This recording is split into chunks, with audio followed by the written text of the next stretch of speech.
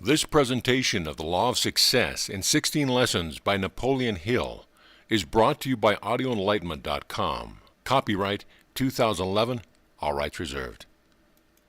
The Law of Success, Lesson 15, Tolerance. You can do it if you believe you can. There are two significant features about intolerance, and your attention is directed to these at the beginning of this lesson. These features are: first, intolerance is a form of ignorance which must be mastered before any form of enduring success may be attained.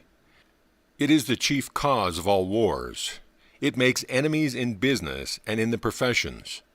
It disintegrates the organized forces of society in 1,000 forms, and stands like a mighty giant as a barrier to the abolition of war. It dethrones reason and substitutes mob psychology in its place. Second, intolerance is the chief disintegrating force in the organized religions of the world, where it plays havoc with the greatest power for good there is on earth, by breaking up that power into small sects and denominations, which spend as much effort opposing each other as they do in destroying the evils of the world. But this indictment against intolerance is general. Let's see how it affects you, the individual.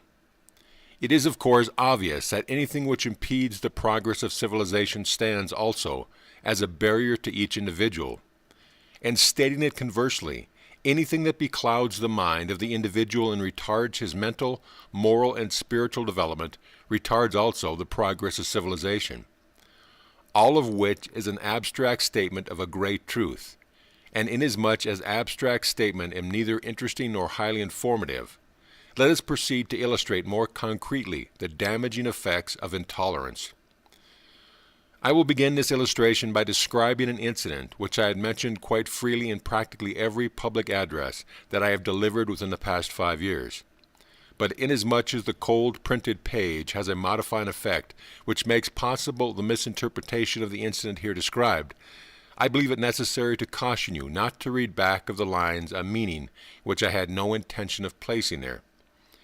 You will do yourself an injustice if you either neglect or intentionally refuse to study this illustration in the exact words and with the exact meaning which I have intended those words to convey. A meaning as clear as I know how to make the English language convey it. As you read of this incident, place yourself in my position, and see if you also had not had a parallel experience, and if so, what lesson did it teach you? One day I was introduced to a young man of unusually fine appearance. His clear eye, his warm handclasp, the tone of his voice, and the splendid taste with which he was groomed marked him as a young man of highest intellectual type. He was of the typical young American college student type, and as I ran my eyes over him, hurriedly studying his personality, as one will naturally do under some circumstances, I observed a Knights of Columbus pin on his vest. Instantly I released his hand as if it were a piece of ice. This was done so quickly that it surprised both him and me. As I excused myself and started to walk away, I glanced down at the Masonic pin that I wore on my vest, then took another look at his Knights of Columbus pin, and wondered why a couple of trinkets such as these could dig such a deep chasm between men who knew nothing of each other. All the remainder of that day I kept thinking about this incident because it bothered me. I had always taken considerable pride in the thought that I was tolerant with all men. But here was a spontaneous outburst of intolerance which proved that down in my subconscious mind existed a complex that was influencing me towards narrow-mindedness. This discovery so shocked me that I began a systematic process of psychoanalysis through which I had searched into the very depths of my soul for the cause of my rudeness. I asked myself over and over again, why did you abruptly release that young man's hand and turn away from him when you knew nothing about him? Of course the answer led me always back to that Knights of Columbus pin that he wore, but that was not a real answer, and therefore it did not satisfy me. Then I began to do some research work into the field of religion. I began to study both Catholicism and Protestantism until I traced both back to their beginning. A line of procedure which I much confess brought me more understanding of the problems of life than I had gathered from all other sources. For one thing, it disclosed the fact that Catholicism and Protestantism differ more in form than they do in effect, that both are founded on exactly the same cause, which is Christianity. But this was by no means all, nor was it the most important of my discoveries, for my research led of necessity in many directions, and forced me into the field of biology, where I learned much that I needed to know about life in general and the human being in particular. My research led also to the study of Darwin's hypothesis of evolution, as outlined in his Origin of Species, and this in turn led to a much wider analysis of the subject of psychology than that which I had previously made. As I began to reach out in this direction and that for knowledge, my mind began to unfold and broaden with such alarming rapidity that I practically found it necessary to wipe the slate of what I believed to be my previously gathered knowledge, and to unlearn much that I had previously believed to be truth. Comprehend the meaning of that which I have just stated. Imagine yourself suddenly discovering that most of your philosophy of life had been built of bias and prejudice, making it necessary for you to acknowledge that, far from being a finished scholar, you were barely qualified to become an intelligent student. That was exactly the position in which I found myself, with respect to many of what I believed to be sound fundamentals of life. But of all the discoveries to which this research led, none was more important than that of the relative importance of physical and social heredity. For it was this discovery that disclosed the cause for my action when I turned away from a man whom I did not know, on the occasion that I have described. It was this discovery that disclosed to me how and where I acquired my views of religion, of politics, of economics, and many other equally important subjects. And I both regret and rejoice to state that I found most of my views on these subjects without support by even a reasonable hypothesis, much less sound facts or reason. I then recalled a conversation between the late Senator Robert Tyler and myself, in which we were discussing the subject of politics. It was a friendly discussion, as we were of the same political faith. But the senator asked me a question for which I had never forgave him until I began the research to which I had referred. "I see that you are a very staunch Democrat," said he, "and I wonder if you know why you are." I thought of the question for a few seconds, then blurted out this reply. "I am a Democrat because my father was one, of course." With a broad grin on his face, the senator then nailed me with this rejoinder. "Just as I thought. Now wouldn't you be in a bad fix if your father had been a horse thief?" It was many years later, after I began the research work herein described, that I understood the real meaning of Senator Taylor's joke. Too often we hold opinions that are based upon no sounder foundation than that of what somebody else believes. That you may have a detailed illustration of the far-reaching effects of one of the more important principles uncovered by the incident to which I have referred, and that you may learn how and where you acquired your philosophy of life in general, that you may trace your prejudices and your biases to their original source, that you may discover, as I discovered, how largely you are the result of the training you received before you reached the age of 15 years. I will now quote the full text of a plan which I submitted to Mr. Edward Bach's committee, the American Peace Award for the Abolition of War. This plan covers not only the most important of the principles to which I refer, but as you will observe, it shows how the principle of organized effort, as outlined in Lesson 2 of this course, may be applied to one of the most important of the world's problems, and at the same time gives you a more comprehensive idea of how to apply this principle in the attainment of your definite chief aim. How to abolish war. The background. Before offering this plan for the prevention of war, it seems necessary to sketch briefly a background that will clearly describe the principle which constitutes the warp and the woof of the plan. The causes of war may be properly omitted for the reason that they have but little, if any, relation to the principle through which war may be prevented. The beginning of this sketch deals with two important factors which constitute the chief controlling forces of civilization. One is physical heredity, and the other is social heredity. The size and form of the body, the texture of the skin, the color of the eyes, and the functioning power of the vital organs are all the result of physical heredity. They are static and fixed and cannot be changed, for they are the result of a million years of evolution. But by far the most important part of what we are is the result of social heredity, and come to us from the effects of our environment and early training. Our conception of religion, politics, economics, philosophy, and other subjects of a similar nature, including war, is entirely the result of those dominating forces of our environment and training. The Catholic is a Catholic because of his early training, and the Protestant is a Protestant for the same reason. But this is hardly stating the truth with sufficient emphasis. For it might be properly said that the Catholic is a Catholic and the Protestant is a Protestant because he cannot help it. With but few exceptions, the religion of an adult is the result of his religious training during the years between 4 and 14, when his religion was forced upon him by his parents or those who had control of his schooling. A prominent clergyman indicated how well he understood the principle of social heredity when he said, "Give me the control of the child until it is 12 years old, and you can teach it any religion you may please after that time, for I will have planted my own religion so deeply in his mind that no power on earth could undo my work." The outstanding and most prominent of men's beliefs are those which are forced upon him, or which he absorbed of his own volition under highly emotionalized conditions, when his mind was receptive.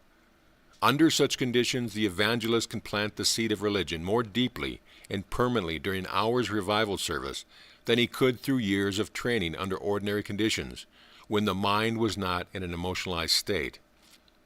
The people of the United States have immortalized Washington and Lincoln because they were the leaders of the nation during times when the minds of people were highly emotionalized, as the result of calamities which shook the very foundation of our country and vitally affected the interests of all the people.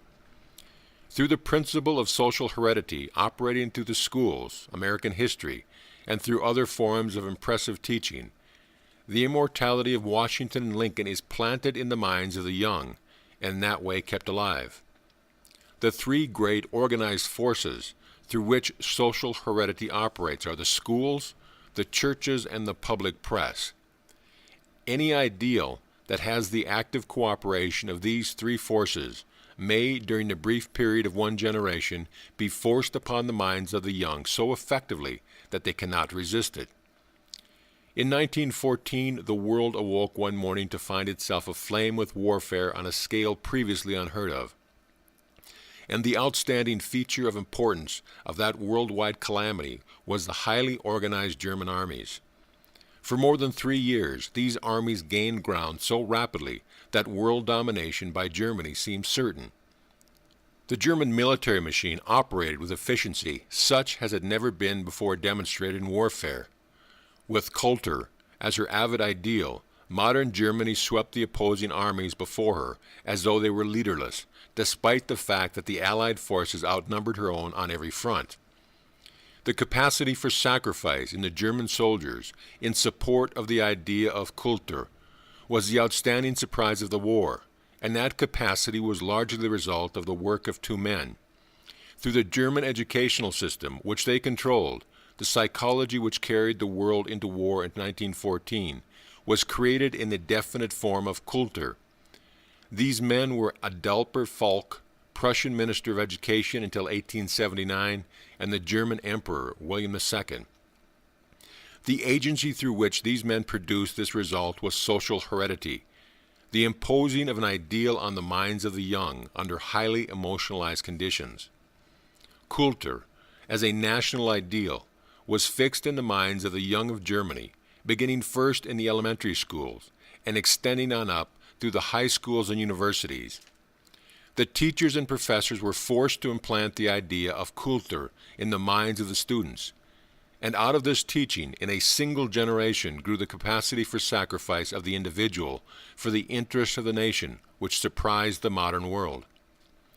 As Benjamin Kidd so well stated the case, the aim of the state of Germany was everywhere to orient public opinion through the heads of both its spiritual and temporal departments, through the bureaucracy, through the officers of the army, through the state direction of the press, and last of all, through the state direction of the entire trade and industry of the nation, so as to bring the idealism of the whole people to a conception of and to a support of the national policy of modern Germany. Germany controlled the press, the clergy, and the schools. Therefore, is it any wonder that she grew an army of soldiers during one generation, which represented to a man her ideal of Kultur? Is it any wonder that the German soldiers faced certain death with fearless impunity, when one stops to consider the fact that they had been taught from early childhood that this sacrifice was a rare privilege? Turn now for the brief description of the modus operandi through which the German prepared her people for war, to another strange phenomena, Japan. No Western nation, with the exception of Germany, has so clearly manifested its understandings of the far-reaching influence of social heredity as has Japan. Within a single generation, Japan has advanced from her standing as a fourth-rate nation to the ranks of nations that are recognized powers of the civilized world. Study Japan and you will find that she forces upon the minds of her young, through exactly the same agencies employed by Germany, the ideal of subordination of individual rights for the sake of accumulation of power by the nation. In all of her controversies with China, competent observers have seen that back of the apparent causes of the controversies was Japan's stealthy attempt to control the minds of the young by controlling the schools. If Japan could control the minds of the young of China, she could dominate that gigantic nation with one generation. If you would study the effect of social heredity as is being used for the development of a national idea by still another nation of the West, observe what has been going on in Russia since the ascendancy to the power of the Soviet government of Russia, which is now patterning the minds of the young to conform with a national ideal, the nature of which it requires no master analyst to interpret. That ideal, when fully developed during the maturity of that present generation, will represent exactly that which the Soviet government wishes it to represent.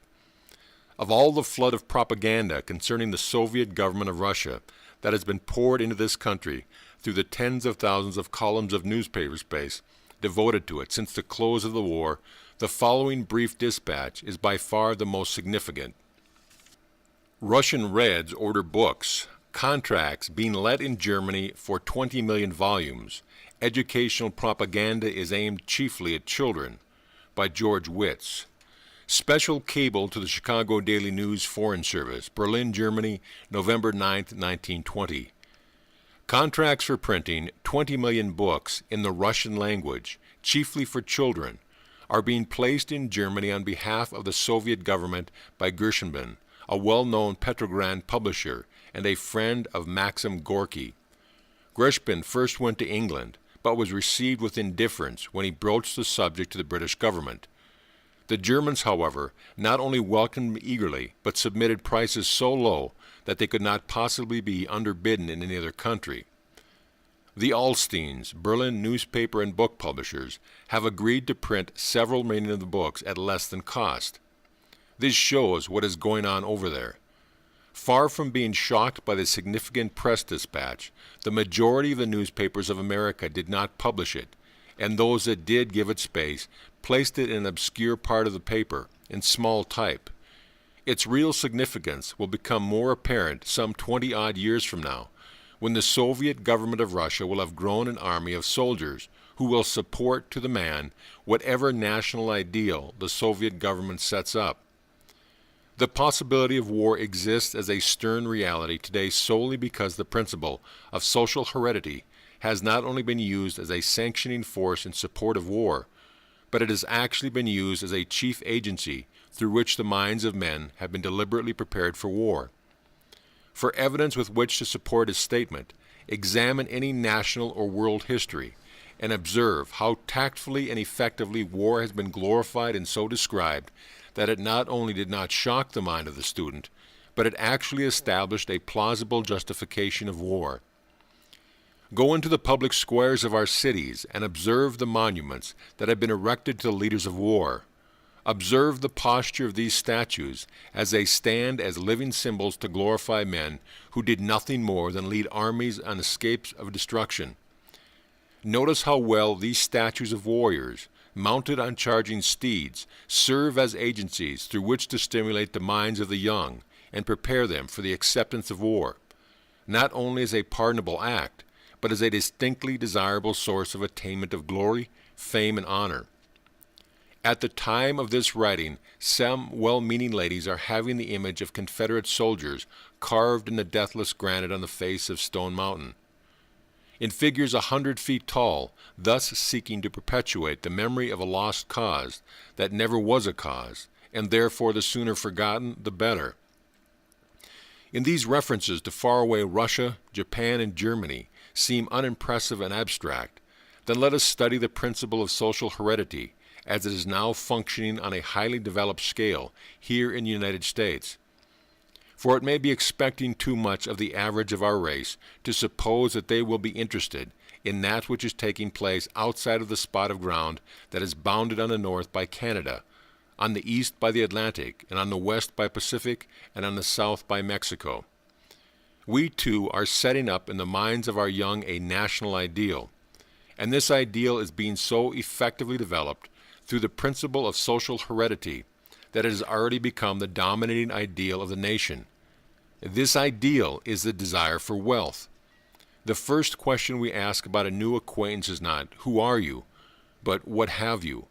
And the next question we ask is, "How can we get that which you have?" Our ideal is not measured in terms of warfare, but in terms of finance and industry and business. Our Patrick Henrys and our George Washingtons and our Abraham Lincoln of a few generations ago are now represented by the able leaders who manage our steel mills and our coal mines and our timberlands and our banking institutions and our railroads. We may deny this indictment if we choose, but the facts do not support the denial. The outstanding problem of the American people today is the spirit of unrest upon the part of the masses who find the struggle for existence being harder and harder because the most competent brains of the country are engaged in the highly competitive attempt to accumulate wealth and to control the wealth-producing machinery of the nation.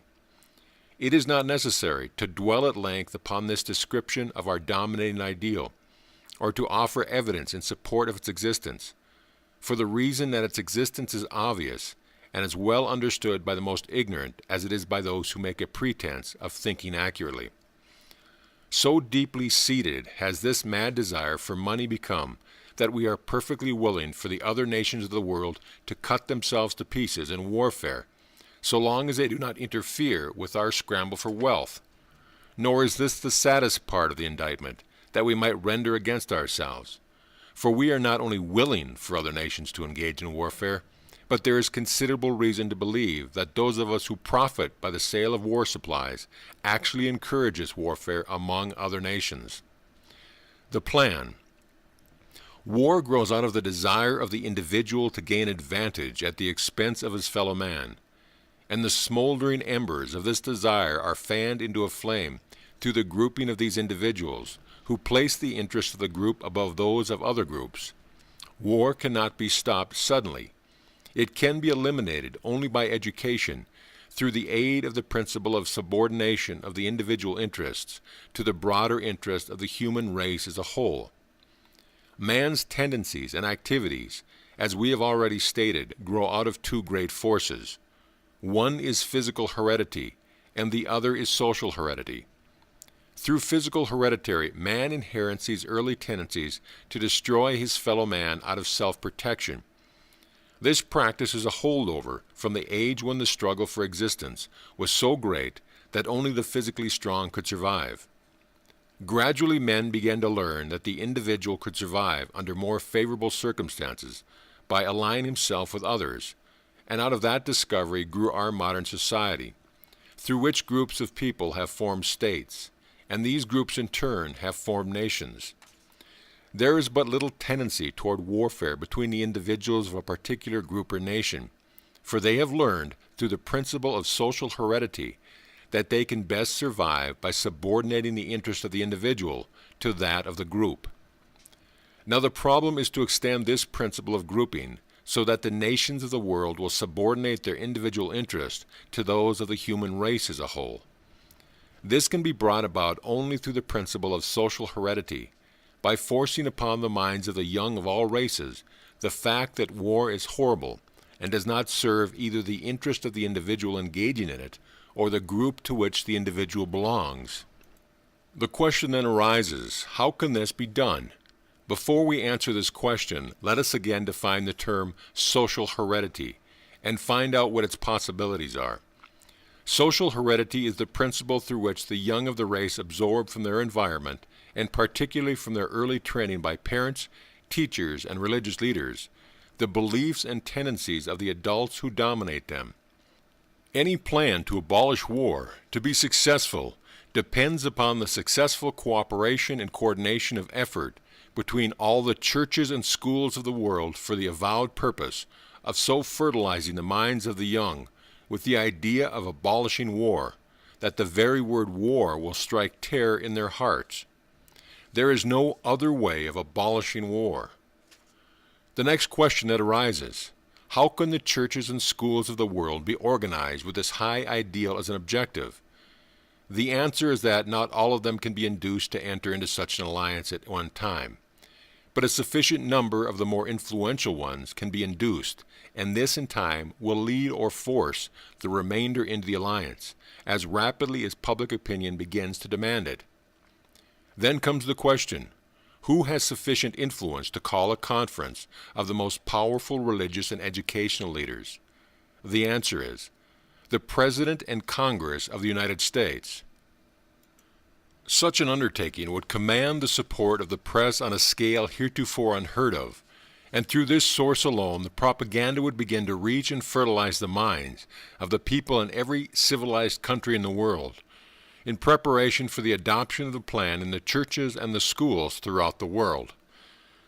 The plan for the abolition of war might be likened to a great dramatic play, with these as the chief factor: stage setting, at the Capitol of the United States; star actors, the President and members of Congress; minor actors, the leading clergymen of all denominations and the leading educators, all on the stage by invitation and at the expense of the United States government; press room, representatives of the news-gathering agencies of the world; stage equipment, a radio broadcasting outfit that would distribute the entire proceeding halfway around the world; title of the play, Thou Shalt Not Kill; object of the play, the creation of a world court to be made up of representatives of all races, whose duty it would be to hear evidence and adjudicate the cases arising out of disagreements between nations.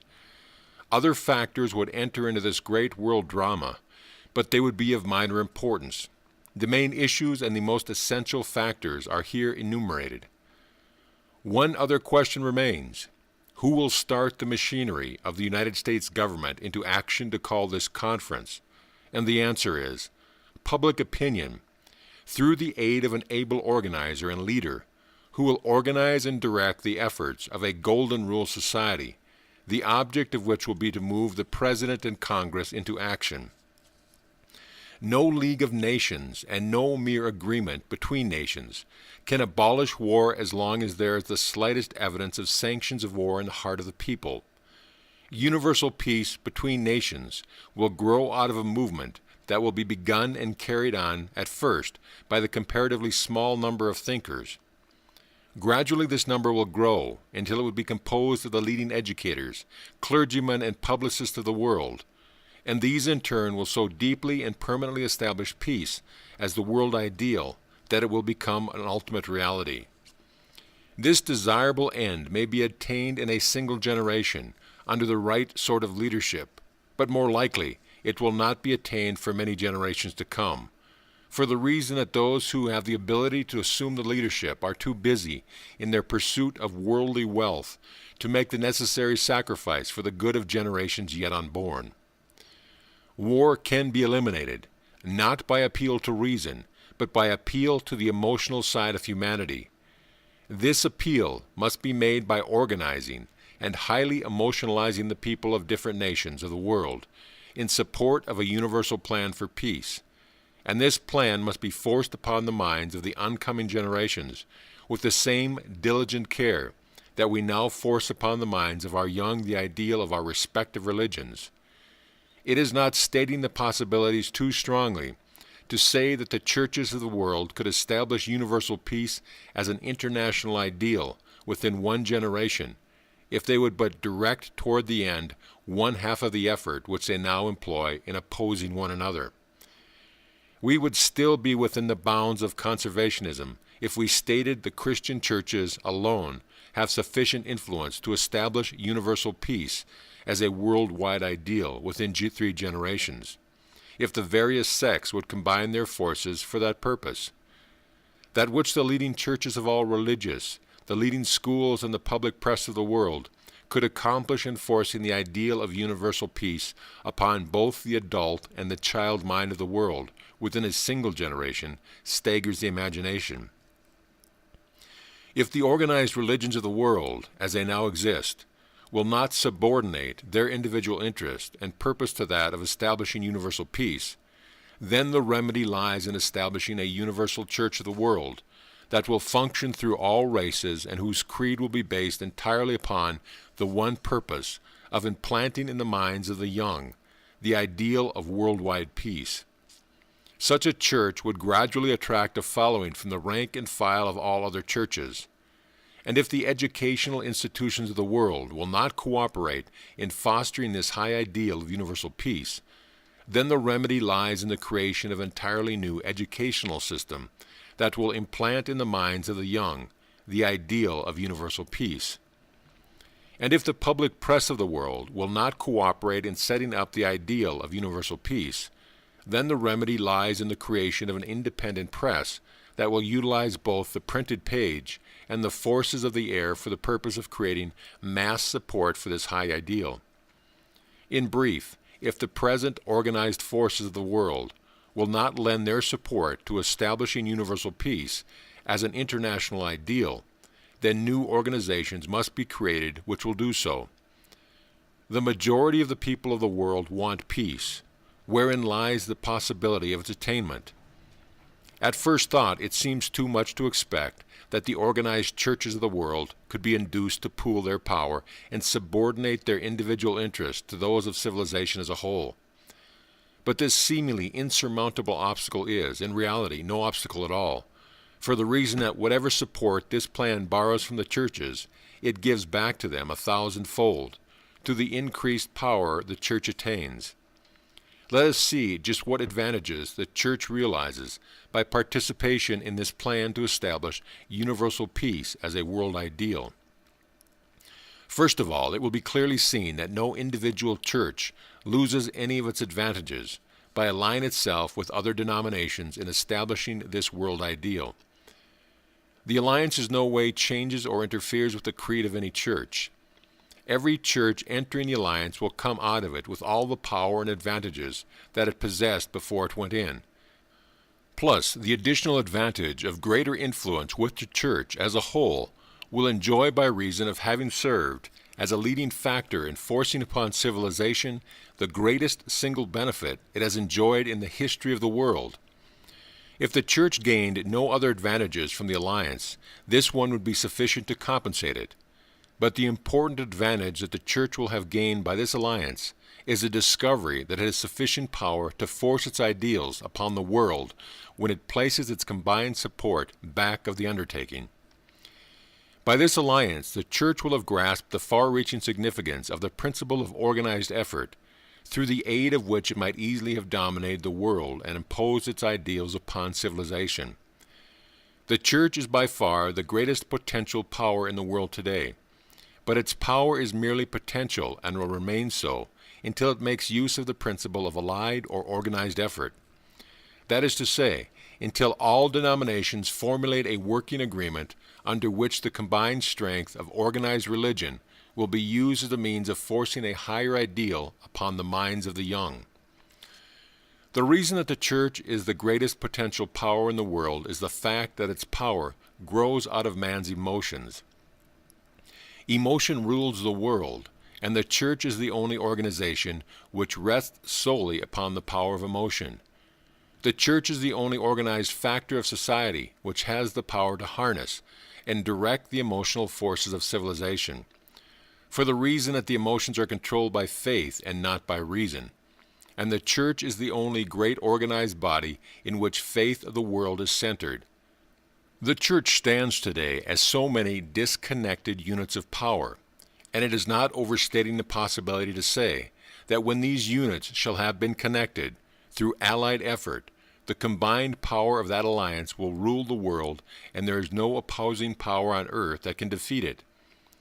It is in no discouraging spirit that this statement is followed by another, which may seem still more radically, namely, the task of bringing about this alliance of the churches in support of the world ideal of universal peace must rest upon the female members of the church, for the reason that the abolition of war promises advantage that may be prolonged into the future, and that may accrue only to the unborn generations. In Schopenhauer's bitter arraignment of women, he unconsciously stated a truth upon which the hope of civilization rests, when he declared that the race is always to her more than the individual. In terms that are uncompromising, Schopenhauer charges women with being the natural enemy of men because of this inborn trait of placing the interests of the race above those of the individual. It seems a reasonable prophecy to suggest that civilization passed into a new era, beginning with the World War, in which woman is destined to take into her own hands the raising of the ethical standards of the world. This is a hopeful sign, because it is woman's nature to subordinate the interest of the present to those of the future.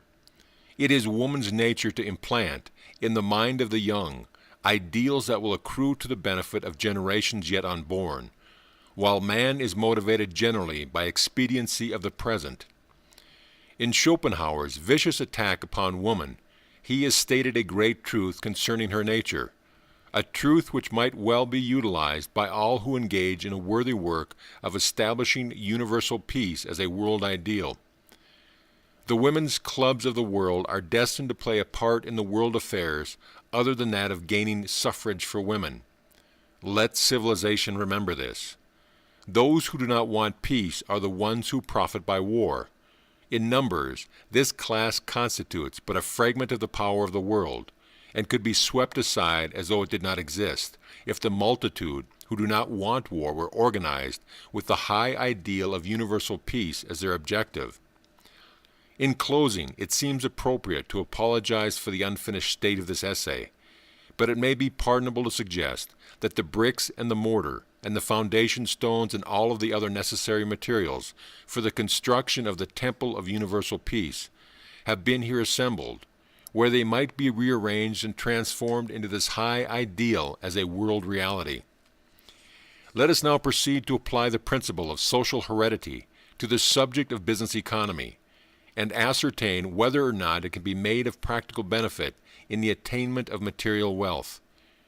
If I were a banker, I would procure a list of all the births in the families within a given distance of my place of business, and every child would receive an appropriate letter, congratulating it on its arrival in the world at such an opportune time, in such a favorable community, and from that time on it would receive from my bank a birthday reminder of an appropriate nature.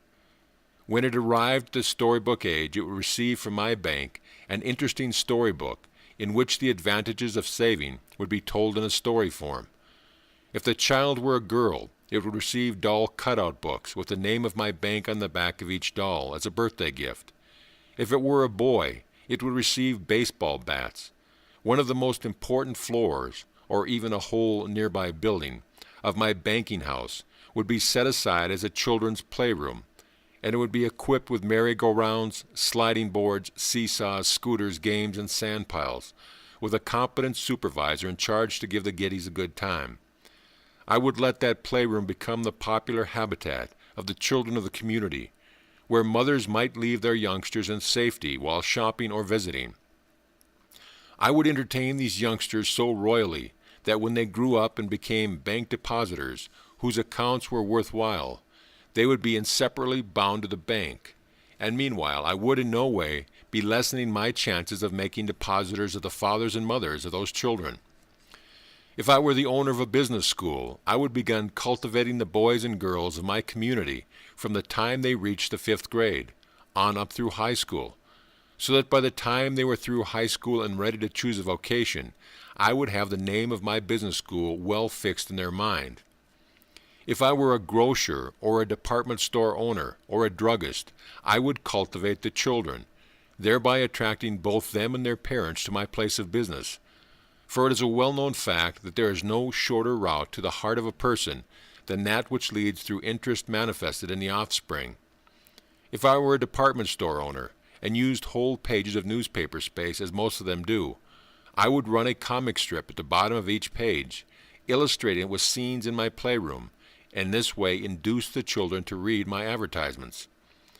If I were a preacher, I would equip the basement of my church with a children's playroom that would attract the children of the community every day in the week.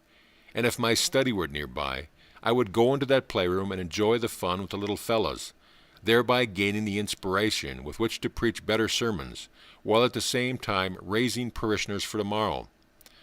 I can think of no more effective method than this of rendering a service that would be in harmony with Christianity, and which would at the same time make my church a popular place of abode for the young folks. If I were a national advertiser or the owner of a mail-order house, I would find appropriate ways and means of establishing a point of contact with the children of the country. For let me repeat, there is no better way of influencing the parent than that of capturing the child. If I were a barber, I would have a room equipped exclusively for children, for this would bring me the patronage of both the children and their parents. In the outskirts of every city, there is an opportunity for a flourishing business for someone who will operate a restaurant and serve meals of the better home-cooked quality, and cater to families who wish to take the children and dine out occasionally. I would have the place equipped with well-stocked fishing ponds and ponies and all sorts of animals and birds in which children are interested. If I were opening it and induce the children to come out regularly and spend the entire day. Why speak of gold mines when opportunities such as this are abundant? These are but a few of the ways in which the principle of social heredity might be used in advantage in business. Attract the children and you attract the parents. If nations can build soldiers of war to order by bending the minds of their young in the direction of war, businessmen can build customers to order through the same principle. We come now to another important feature of this lesson, through which we may see from another angle how power may be accumulated by cooperative, organized effort. In the plan for the abolition of war, you observed how coordination of effort between three of the great organized powers of the world, the schools, churches, and public press, might serve to force universal peace. We learned many lessons of value from the World War, outrageous and destructive as it was, but none of greater importance than that of the effect of organized effort. You will recall that the tide of war began to break in favor of the Allied armies just after all armed forces were placed under the direction of Foch, which wrought about complete coordination of effort in the Allied ranks. Never before in the history of the world had so much power been concentrated in one group of men as that which was created through the organized effort of the Allied armies. We come now to one of the most outstanding and significant facts to be found in the analysis of these Allied armies, namely that they were made up of the most cosmopolitan group of soldiers ever assembled on this earth. Catholics and Protestants, Jews and Gentiles, blacks and whites, yellows and tans, and every race on earth were represented in these armies. If they had any difference on account of race or creed, they laid them aside and were subordinated them to the cause for which they were fighting. Under the stress of war, that great mass of humanity was reduced to a common level where they fought shoulder to shoulder, side by side, without asking any questions as to each other's racial tendencies or religious beliefs. If they could lay aside intolerance long enough to fight for their lives over there, why can we not do the same while we fight for a higher standard of ethics in business and finance and industry over here? Is it only when civilized people are fighting for their lives that they have the foresight to lay aside intolerance and cooperate in the furtherance of common end? If it were advantageous to the Allied armies to think and act as one thoroughly coordinated body, would it be less advantageous for the people of a city or a community or an industry to do so?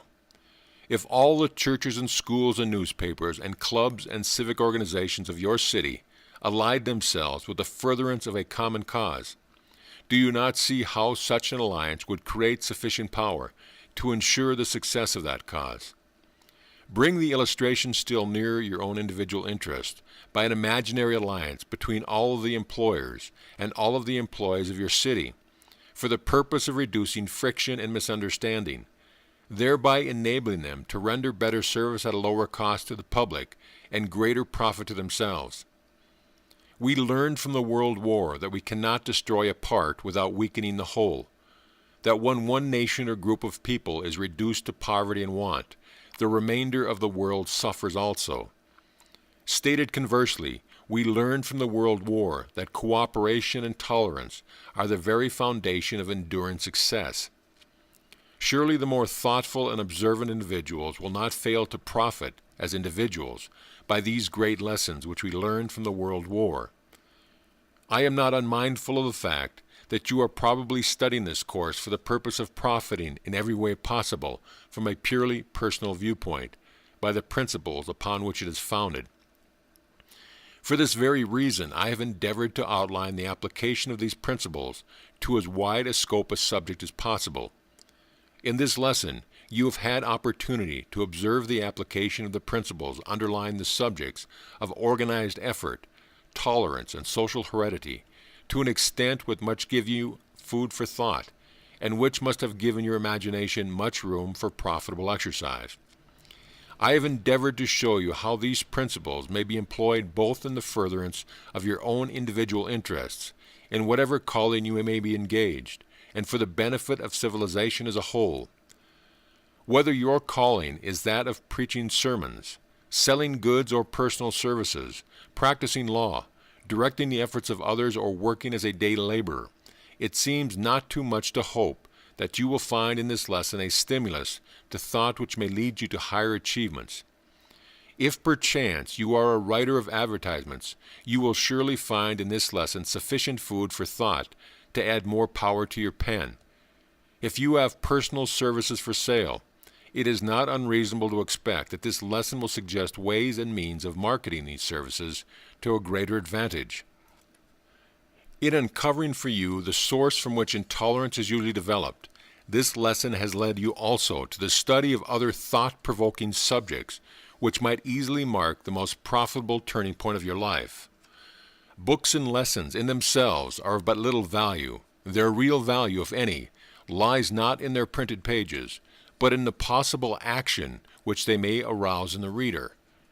For example, when my proofreader had finished reading the manuscript of this lesson, she informed me that it had so impressed her and her husband that they intended to go into the advertising business and supply banks with an advertising service that would reach the parents through the children. She believes the plan is worth $10,000 a year to her. Frankly, her plan so appealed to me that I would estimate its value at a minimum of more than 3 times the amount she mentioned, and I doubt not that it would have made to yield 5 times that amount if it were properly organized and marketed by an able salesman. Nor is that all that this lesson has accomplished before passing from the manuscript stage. A prominent business college owner to whom I showed the manuscript has already begun to put into effect the suggestions which referred to the use of social heredity as a means of cultivating students, and he is sanguine enough to believe that a plan, similar to the one he intends using, could be sold to the majority of the 1,500 business colleges in the United States and Canada, on a basis that would yield the promoter of the plan a yearly income greater than the salary received by the President of the United States. And as this letter is being completed, I am in receipt of a letter from Dr. Charles Groch of Atlanta, Georgia, in which he informs me that a group of prominent businessmen in Atlanta have just organized the Golden Rule Club, the main object of which is to put into operation, on a nationwide scale, the plan for the abolition of war as outlined in this lesson. A copy of that portion of this lesson dealing with the subject on abolition of war was sent to Dr. Crouch several weeks before the completion of this lesson. These 3 events, happening one after the other, within a period of a few weeks, have strengthened my belief that this is the most important lesson of the entire 16. but its value to you will depend entirely upon the extent to which it stimulates you to think and to act as you would not have done without its influence. The chief object of this course, and particularly of this lesson, is to educate, more than it is to inform, meaning by the word educate to educe, to draw out, to develop from within, to cause you to use the power that lies sleeping within you, awake the wakening hand of some appropriate stimulus to arouse you to action. In conclusion, may I not leave you with my personal sentiments on tolerance in the following essay which I wrote in the hour of my most trying experience, when an enemy was trying to ruin my reputation and destroy the results of a lifetime of honest effort to do some good in this world. A handsome wall hanger of this essay on intolerance will be sent to each student of this course, along with the report on the personal analysis questionnaire. This hanger is printed in 2 colors and personally autographed by the author of the Law of Success course. Tolerance. When the dawn of intelligence shall have spread its wings over the eastern horizon of progress, and ignorance and superstition shall have left their last footprints on the sands of time, it will be recorded in the book of man's crimes and mistakes that his most grievous sin was that of intolerance. The bitterest intolerance grows out of racial and religious differences of opinion, as a result of early childhood training. How long, O Master of human destinies, until we poor mortals will understand the folly of trying to destroy one another because of dogmas and creeds and other superficial matters over which we do not agree? Our allotted time on this earth is but a fleeting moment at most. Like a candle, we are lighted, shine for a moment, and flicker out. Why can we not so live during this short earthly sojourn, that when the great caravan called death draws up and announces this visit about finished, we will be ready to fold our tents, and like the Arabs of the desert, silently follow the caravan out into the darkness of unknown without fear and trembling? I am hoping that I will find no Jews or Gentiles, Catholics or Protestants, Germans or Englishmen, Frenchmen or Russian, blacks or whites, reds or yellows, when I shall have crossed the bar to the other side. I am hoping I will find there only human souls, brothers and sisters all, unmarked by race, creed, or color. For I shall want to be done with intolerance, so I may lay down and rest an eon or 2, undisturbed by the strife, ignorance, superstition, and petty misunderstandings which mark with chaos and grief this earthly existence. End of lesson.